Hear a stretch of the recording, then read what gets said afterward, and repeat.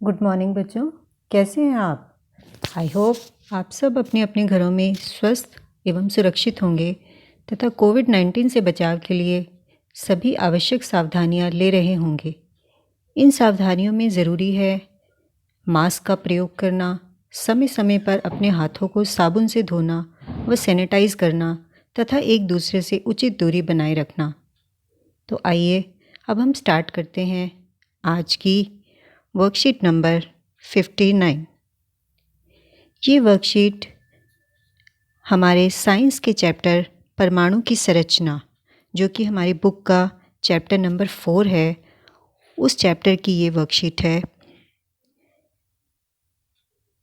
सभी पदार्थ परमाणुओं से बने होते हैं और लेकिन ये परमाणु किससे बने होते हैं? तो आज की वर्कशीट का हमारा ये प्रश्न है जिसमें हम इस प्रश्न का उत्तर जानेंगे। परमाणु पदार्थ के निर्माण खंड होते हैं, यानी कि सभी पदार्थ परमाणुओं से मिलकर बनते हैं। यह पदार्थ की सबसे छोटी इकाई है जो 3 अपरमाणु कणों से बनी होती है, प्रोटॉन, न्यूट्रॉन और इलेक्ट्रॉन। इसका मतलब ये है बच्चों कि सभी पदार्थ परमाणुओं से मिलकर बनते हैं। हमने ये पढ़ा है अपने साइंस के फर्स्ट चैप्टर में कि सभी पदार्थ कणों से मिलकर बने होते हैं। फिर ये परमाणु क्या हैं? ये बच्चों जो कण होते हैं, कण ही हमारे जो परमाणुओं से मिलकर बनते हैं।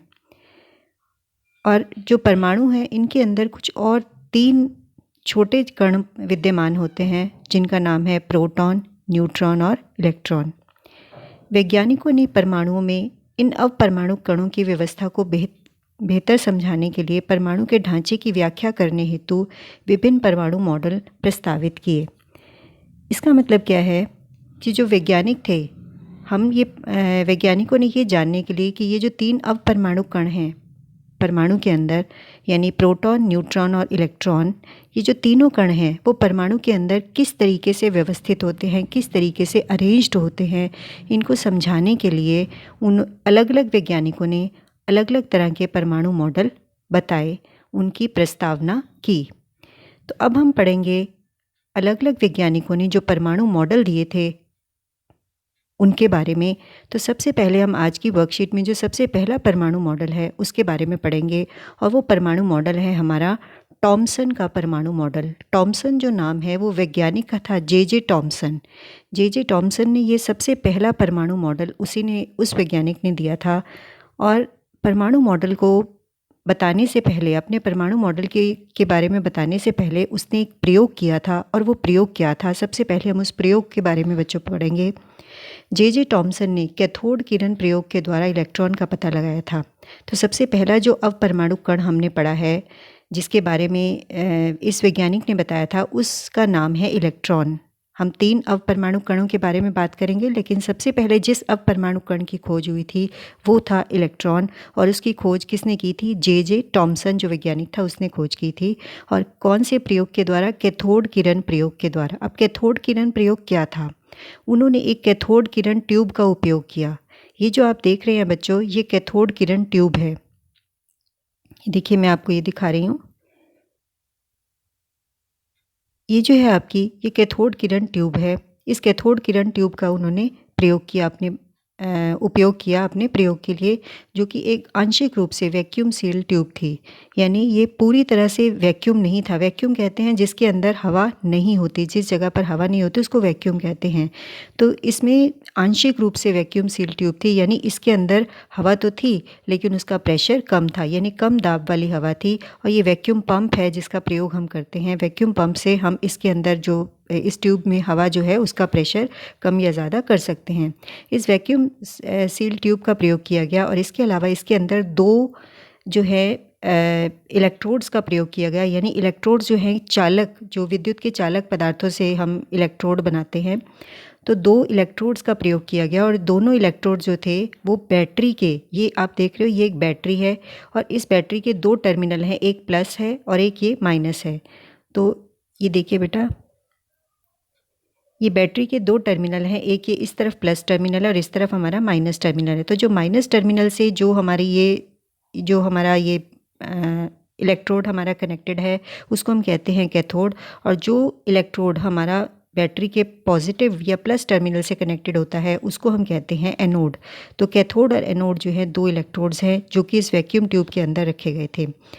उसके बाद जैसे ही हम जो है बेटा यहाँ पर इस वैक्यूम ट्यूब में विद्युत धारा का प्रवाह जैसे ही हम शुरू करते हैं, यहाँ पर जैसे ही विद्युत धारा का प्रवाह शुरू होता है तो शुरू होते ही क्या देखा उन्होंने, जे टॉमसन ने, कि इस ट्यूब में जो इलेक्ट्रॉन्स हैं वो इलेक्ट्रॉन कैथोड से एनोड की तरफ चलने लगते हैं। ये आप देख रहे हो, आपको रेड लाइंस जो हैं वो दिखाई गई हैं।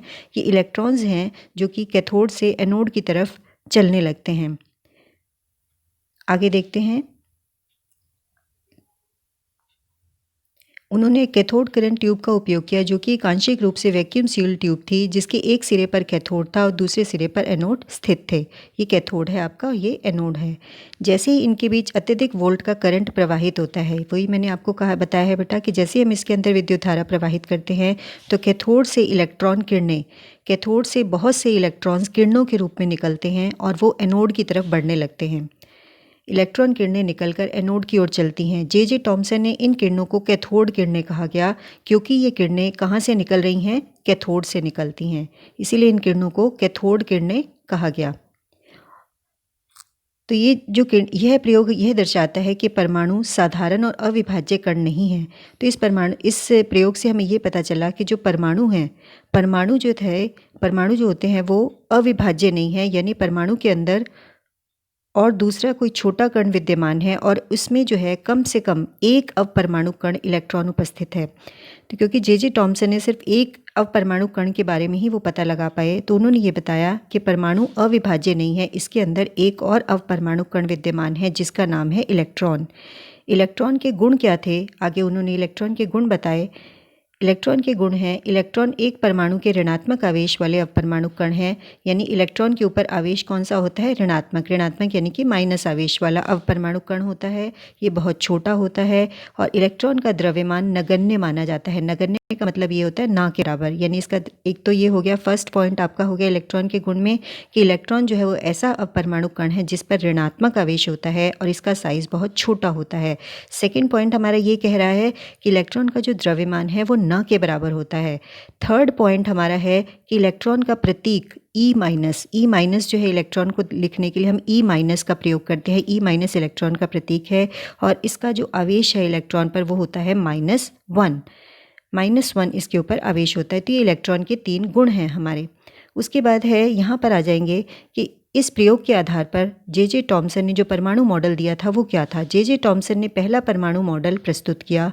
टॉमसन ने परमाणु संरचना को क्रिसमस केक और तरबूज का उदाहरण देकर प्रस्तुत किया, यानी परमाणु की संरचना को समझाने के लिए उन्होंने क्रिसमस केक से और तरबूज का उदाहरण देकर उन्होंने अपने परमाणु की संरचना को समझाने की कोशिश की। जैसे तरबूज में बीज विद्यमान होते हैं, तो ये जैसे तरबूज का चित्र आपके सामने बना हुआ है, तो जैसे तरबूज के अंदर बीच बीच में ये ब्लैक कलर के बीज होते हैं, ठीक उसी प्रकार परमाणु के अंदर घन आवेशित हिस्से में इलेक्ट्रॉन धसे होते हैं। तो उन्होंने ये बताया जो तरबूज का जैसे रेड हिस्सा है, तो वैसे ही रेड हिस्सा जो है, लाल वाला हिस्सा जो है तरबूज में ज़्यादा होता है और बीज जो है वो उसके अंदर कम होते हैं। तो बीज जैसे लाल वाले हिस्से के अंदर धसे होते हैं, तो लाल वाले हिस्से को उन्होंने घनावेशित भाग से जो है वो कंपेयर किया और जो काले वाले जो बीज थे उसके, तो काले वाले बीजों को उन्होंने इलेक्ट्रॉन से कंपेयर किया। तरबूज में खाने के भाग की तरह लाल गुद्देदार हिस्सा ही परमाणु में घन आवेश उपस्थित रहता है। तो लाल हिस्से की तरह परमाणु के अंदर घन आवेशित हिस्सा रहता है और तरबूज के बीजों की तरह उस घन आवेशित भाग में इलेक्ट्रॉन धसे होते हैं। इसके बाद है टॉमसन ने अपना परमाणु मॉडल क्या बताया था। परमाणु एक घन आवेशित गोला होता है जिसमें इलेक्ट्रॉन धसे होते हैं। पहला पॉइंट है उनके परमाणु मॉडल का कि परमाणु घन आवेशित गोला होता है और इसके अंदर इलेक्ट्रॉन जो होते हैं वो धसे हुए होते हैं। दूसरा पॉइंट हमारा क्या कहता है, घन आवेशित और ऋणात्मक आवेश परिमाण में समान होते हैं, यानी नंबर जो होता है, जितने हमारे प्लस आवेश होंगे उतने ही हमारे माइनस आवेश होंगे।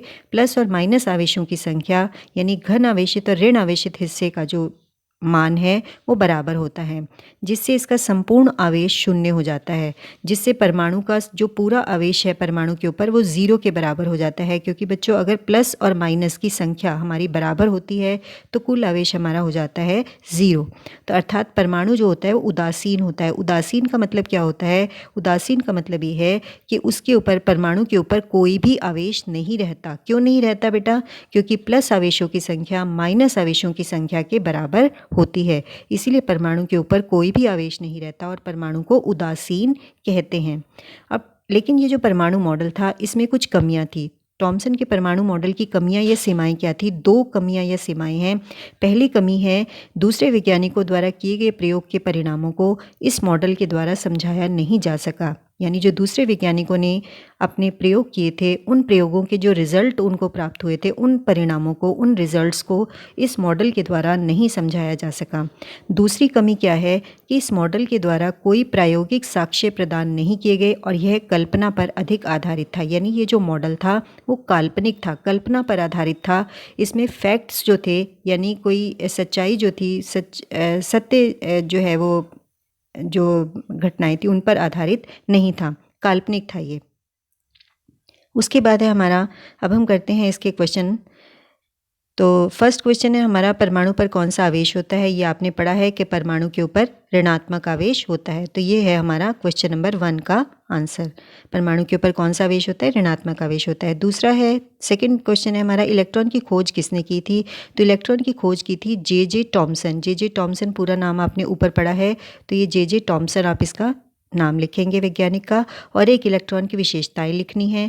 तो इलेक्ट्रॉन की विशेषताएं आपकी ये वाली सारी आ जाएंगी, जो तीनों विशेषताएं हैं ये आपकी आ जाएंगी क्वेश्चन नंबर 2 के आंसर में। आपने क्वेश्चन नंबर 2 में आपने वैज्ञानिक का नाम लिखना है और इलेक्ट्रॉन की विशेषताएं लिखनी है।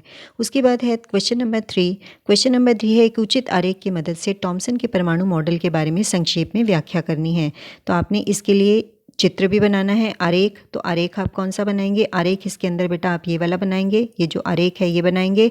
और इसके बाद इसके परमाणु मॉडल की जो व्याख्या है उसके अंदर आप ये वाले पॉइंट्स जो हैं वो लिखेंगे। थॉमसन के परमाणु मॉडल के अनुसार उसके पॉइंट्स कौन से थे? तो 2 पॉइंट्स आ जाएंगे। ये आपका क्वेश्चन नंबर 3 का आंसर है। क्वेश्चन नंबर 4 है, थॉमसन के परमाणु मॉडल की सीमाएं क्या थी? तो ये आपकी थॉमसन के परमाणु मॉडल की 2 सीमाएं हैं जो कि आपके सामने यहाँ पर लिखी हुई हैं। तो ये दोनों सीमाएं आपकी थॉमसन के परमाणु मॉडल की सीमाएं हैं। ये आपका क्वेश्चन नंबर 4 का आंसर हो गया। तो बेटा बहुत ही आसान वर्कशीट है। आशा करती हूँ आपको ये वर्कशीट समझ में आ गई होगी। थैंक यू बेटा।